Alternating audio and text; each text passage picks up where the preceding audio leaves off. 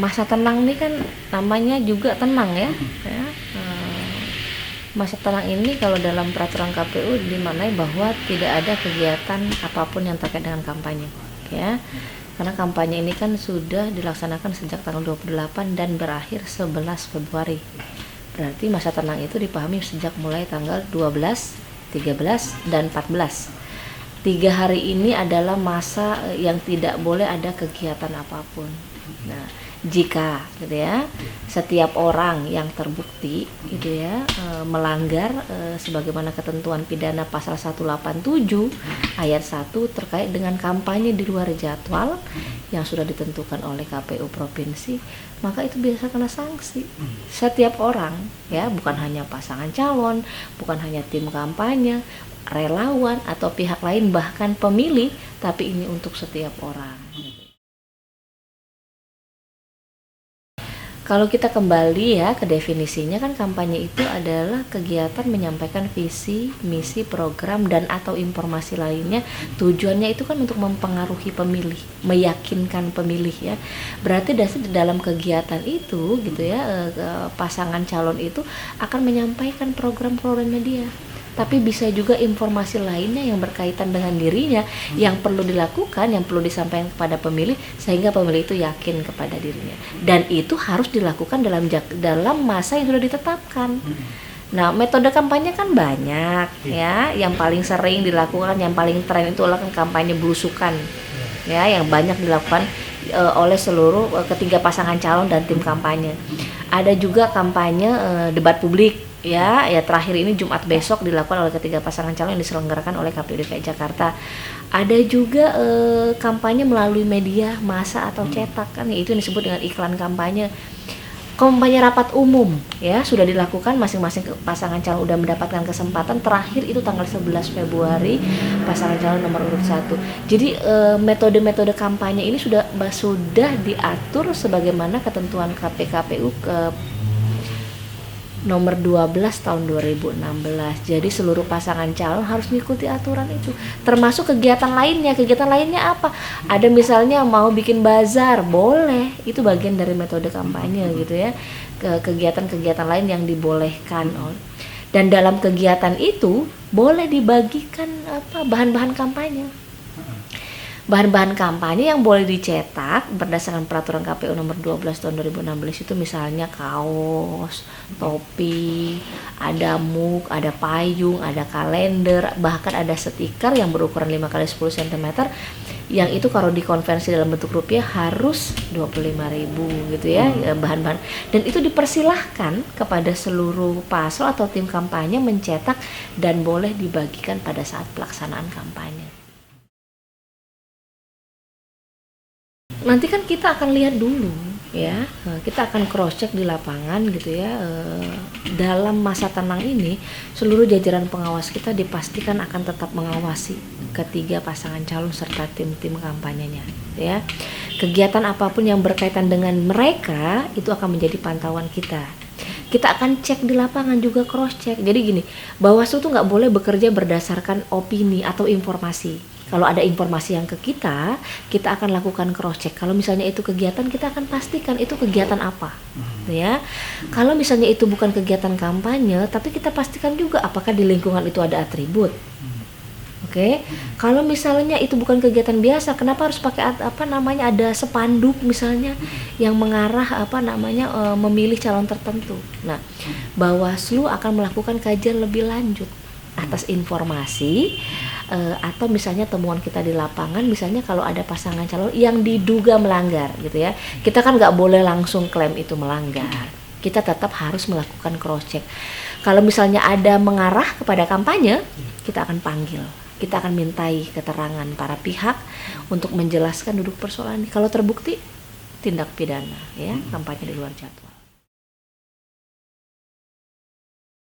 Nah itulah ya, karena memang sudah tidak ada kegiatan kampanye, ya pasti mereka tidak akan memberitahukan kegiatan mereka. Tapi begini, Panwas itu kan bekerjanya berdasarkan hari kalender. ya, bukan hari kerja. Berarti semua proses tahapan itu tidak boleh luput dari pemantauan kita. Ya. Maka pengawas pemilu kita yang sudah terbentuk sampai tingkat TPS ya, di tingkat kabupaten kota kita punya personilnya 18 orang. Di tingkat kecamatan personil kita 132 dari 44 kecamatan. Di tingkat kelurahan dari 267 kelurahan DKI Jakarta ada 267 pengawas pemilu lapangan kita. Untuk di tingkat TPS kita udah bentuk 13.023 pengawas TPS kita yang akan berada pada hari pemungutan suara di TPS untuk mengawal proses pelaksanaan pemungutan penghitungan suara. Cuma masa tenang ini pun ya pengawas TPS kita diminta untuk dapat melaksanakan tugasnya supaya aktif gitu ya di lapangan untuk menyampaikan informasi. Nah sebenarnya ada dua ya. Hal yang memang terkait dengan pencegahan dan penindakan. Kita kan Bawaslu mengawasi dalam rangka pencegahan dan penindakan ya. Himbauan itu adalah bagian dari pencegahan kita. Penindakan itu misalnya ada temuan dan laporan. Temuan itu sifatnya ditemukan oleh pengawas kita. Kalau berdasarkan hasil pengawasan kita temukan sendiri ya.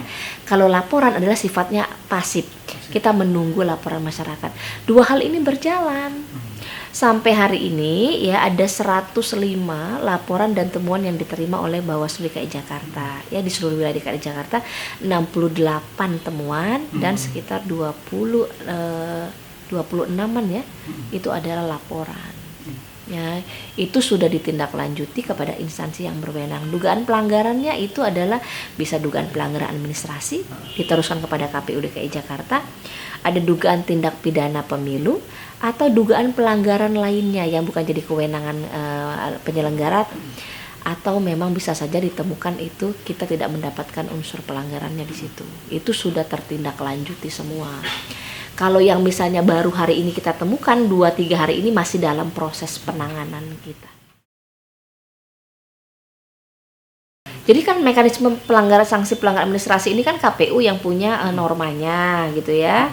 Mereka juga kadang mengirimkan kepada kita tembusannya, peringatan tertulis kepada pasangan calon.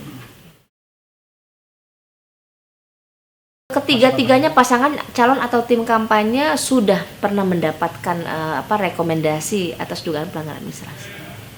Iya, dari seluruh wilayah ya, wilayah kita kan panwal kan kalau terkait dengan dugaan pelanggaran dan temuan laporan dan temuan itu kan penanganannya kan ada di 5 wilayah kota, 1 kabupaten dan ada juga di tingkat provinsi, gitu ya. Jadi itu adalah keseluruhan yang sudah ditangani.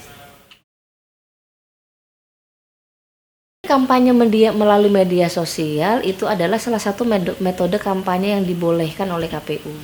Tapi akun-akunnya kan harus didaftarkan. Pasangan calon atau tim kampanye itu harus mendaftarkan akun-akun medsosnya yang akan digunakan untuk berkampanye. Ke KPU, maka didaftarkan, maka itu boleh dilakukan untuk kampanye. Tapi begitu masa tenang dimulai, maka akun-akun itu harus dinonaktifkan. Tidak boleh lagi digunakan untuk berkampanye. Kalau ada akun-akun lain gitulah ya yang mengarah kepada informasi yang nggak benar gitu ya, mengarah kepada kampanye gitu ya, ya kita akan koordinasikan kembali lah ya, kita akan recheck sebenarnya akun-akun itu sampai sejauh mana melakukan kampanye. Kalau misalnya akun itu diduga misalnya dipunyai oleh salah satu tim kampanye, kita akan panggil dan memintai keterangan kepada mereka. Kalau misalnya itu benar punya mereka, terbukti, ya berarti itu kampanye di luar jadwal. Nggak boleh gitu ya. Tapi kalau terkait dengan akun-akun media sosial yang berita-beritanya banyak hari ini beredar, Bawaslu begini. Kalau informasi itu terkait dengan informasi untuk pelaksanaan pemilu kada DKI Jakarta, tentu saja itu menyangkut kepentingan kita, gitu ya. Bagaimana kita juga harus merespon itu dan melakukan cross check, ya. Tapi kita juga minta bantu kepada publik gitu loh, kepada masyarakat atas cross check tersebut. Ketika itu sudah dilakukan, mereka bantu juga informasi itu. Informasi yang benarnya dibantu disebarkan. Jangan informasi yang tidak benar diulang-ulang disebarkan. Nah, ini dalam konteks ini nih Bawaslu baru bisa menyampaikan himbauan gitu ya. Tapi kalau misalnya informasi di medsos itu tidak berhubungan dengan pemilu kada DKI Jakarta, kita nggak perlu merespon. Ya, itu silahkan kita serahkan kepada pihak kepolisian ya, atau memang yang ada yang merasa dirugikan, silahkan itu dilaporkan kepada polisi gitu. Tapi kalau misalnya informasi terkait dengan pemilu kada gitu ya, dan itu sampai bikin gaduh gitu, ya kita akan coba cross check. Yang salah satu contohnya kan KTP, ya, yang belakangan ini beredar, yang diduga KTP palsu gitu ya. Karena ini menyangkut pelaksanaan penyelenggaraan di DKI Jakarta, maka Bawaslu KPU berkoordinasi dan juga dengan Dukcapil untuk melakukan cross check bersama. Kita cek dalam DPT, kita cek dalam sistem SIDALI untuk melihat kebenaran, dan ternyata kan tidak benar. Maka kita minta masyarakat juga informasi yang sudah kita klarifikasi ini juga disebarkan. Jadi dia menjadi data, menjadi informasi pembanding.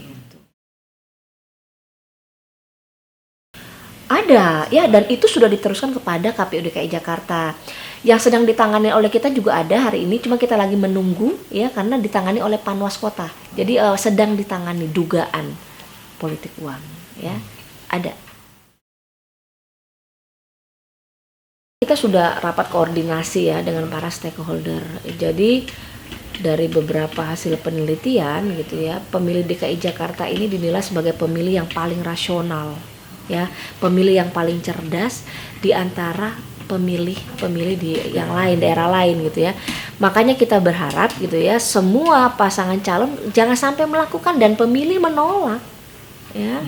Dan jangan sampai, kan belum tentu dia politik uang ini bisa mempengaruhi suara mereka nanti di akhir. Maka kita berharap ini tidak terjadi di DKI Jakarta.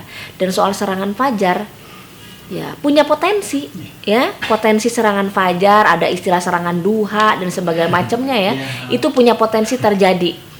Karena memang biasanya politik uang ini banyak terjadi menjelang pemungutan suara. Nah, harapan kita soal hasil penelitian bahwa pemilih DKI ini paling rasional di antara pemilih di wilayah lain, saya berharap mereka menolak ya untuk politik uang ini apapun bentuknya. Dia mau uang, dia mau materi lainnya, masyarakat harus menolak itu. Karena bagaimanapun kita mau pelaksanaan pemilu kada kita ini berjalan gitu ya, dengan taat aturan, dan semua punya komitmen bersama untuk mengatakan tidak pada politik uang gitu. Maka penanganannya Bawaslu tegas. Ketika hari ini ada bahan kampanye yang dibagikan di luar ketentuan sebagaimana peraturan KPU, kita akan panggil para tim kampanye untuk dimintai keterangan. Buktikan kalau memang Anda tidak benar. Buktikan bahwa kegiatan ini memang bukan politik uang. Mereka harus sampaikan kepada kita. Gitu. Ini bagian tindakan tegas kita ya kepada tim kampanye, relawan atau simpatisan di bawah yang melakukan kegiatan yang diduga mengarah kepada politik uang pada saat pelaksanaan kampanye. Dan masa tenang termasuk juga, apalagi menjelang pungut hitung. Ya, saya berpikiran bahwa kalau misalnya pasangan calon tim kampanye melakukan politik uang sampai hari pemungutan suara, itu terlalu beresiko. Dan saya harap masyarakat DKI Jakarta sudah lebih cerdas ya untuk menolak itu.